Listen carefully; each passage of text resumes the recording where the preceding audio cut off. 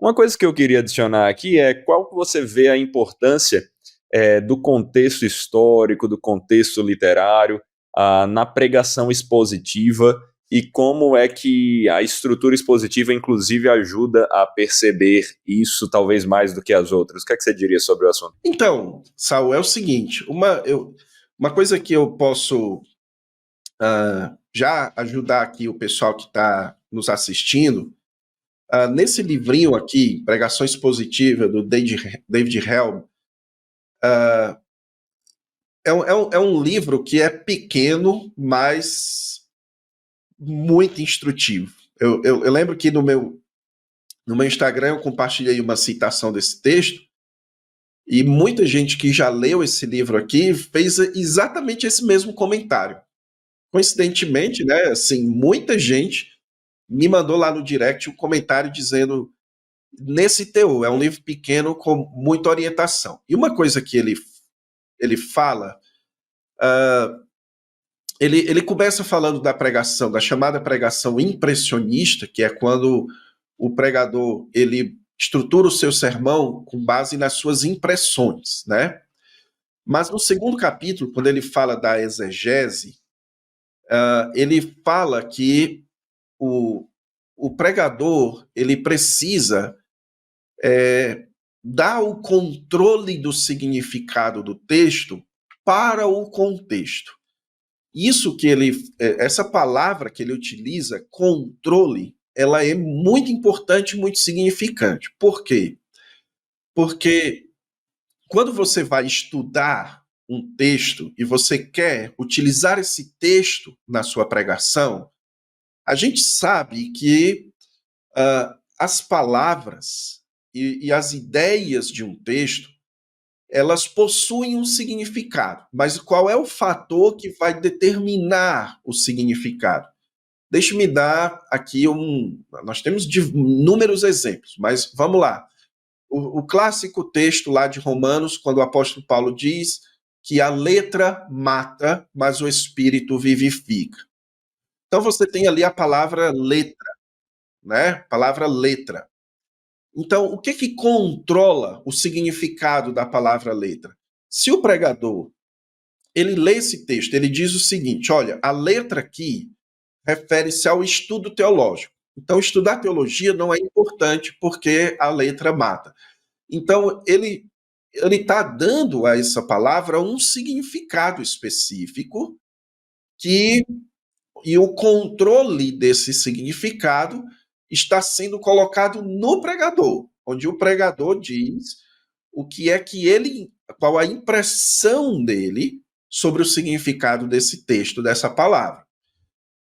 Aqui o David Helm, ele diz que o controle do significado precisa estar no contexto. E isso significa o clássico método histórico, gramatical e literário de interpretação, onde a análise do contexto histórico, do contexto gramatical e do contexto literário é que vai definir qual é o significado das palavras e das sentenças e das ideias que são transmitidas em um texto. Então, por que é importante o pregador saber que precisa estudar o contexto histórico, gramatical e literário? É porque, sem o estudo disso, o significado do texto fica sem controle. Você pode acabar dando ao texto um significado que não é o significado que o autor pretendeu transmitir com aquele texto, ok?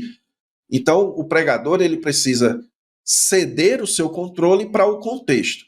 E isso dá trabalho, ok? Isso dá trabalho. E no final das contas, é isso que muita gente tem resistência ao sermão expositivo, ao sermão bíblico, no final das contas. É porque dá trabalho. Dá trabalho, você vai ter que sentar, você vai ter que abrir o seu logos, você vai ter que Abrir pegar o seus seu comentários exegéticos da Vida Nova. Os comentários exegéticos da Vida Nova, você vai ter que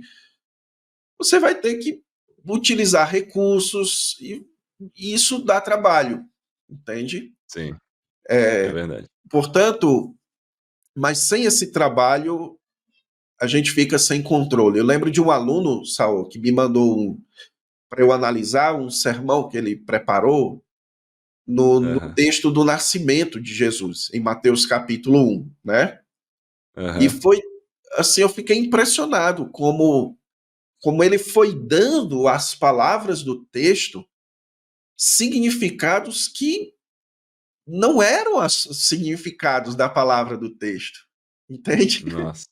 E eu fiquei Aham, impressionado com isso. Eu acredito que foi ali a primeira vez que eu vi isso na prática de um aluno, né? E foi uma aham, oportunidade que eu tive de trabalhar com ele sobre isso, de ensiná-lo e tudo, e ele fez todas as devidas correções. Mas sim. a gente tem que tomar esse cuidado para dar ao contexto histórico, literário e gramatical o controle do significado das palavras e das ideias do texto, né? Excelente.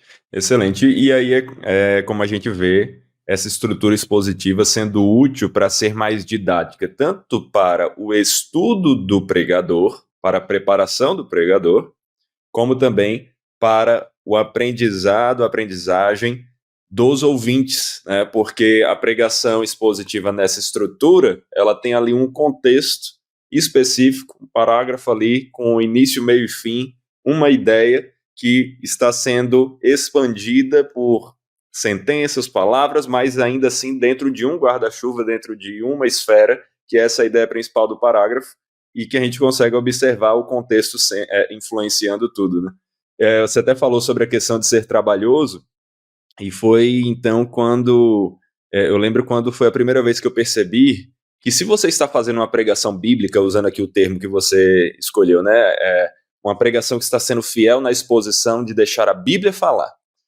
e você escolhe uma estrutura temática, esse não é um sermão mais fácil, esse é um sermão mais difícil ainda, né? Porque você tem que Exatamente. estudar não só um contexto, você tem que estudar vários contextos, os contextos de todos os textos que você vai usar, né? Então aí, de Exatamente. novo, a estrutura expositiva como mais didática nesse sentido, né? Eu sempre digo sempre para os meus alunos, olha, pare com esse negócio de achar que sermão temático é o mais fácil. Ele é o mais Aham, fácil de ser estruturado, mas ele é o mais aham, difícil de ser escrito, porque ele vai exato, demandar uma quantidade de pesquisa muito maior. exato. A não ser que você faça bagunçado, que é, infelizmente, o que nós mais vemos acontecer nas pregações e nas pregações temáticas em geral, que é É, aquela coisa de o cara não faz o estudo, ele simplesmente monta a estrutura da cabeça dele do tema, e aí ele fala o que quer sem se importar de realmente explicar o texto de acordo com as intenções do autor, mas segundo o que ele quer interpretar. E aí o problema, né? Eu acho que até é bom destacar, a gente está falando da pregação expositiva aqui, mas nós não começamos detonando a pregação temática como muitos acabam fazendo, mas é bom a gente destacar. Nós entendemos também porque muitos detonam a pregação temática. Porque ela é mal usada. Não que ela esteja errada em si, mas que ela é isso. mal usada. Bem usada, ela pode ser muito útil. Apesar de que a estrutura que a gente está falando aqui de um texto, de um parágrafo ali, ela vai ser mais didática, né?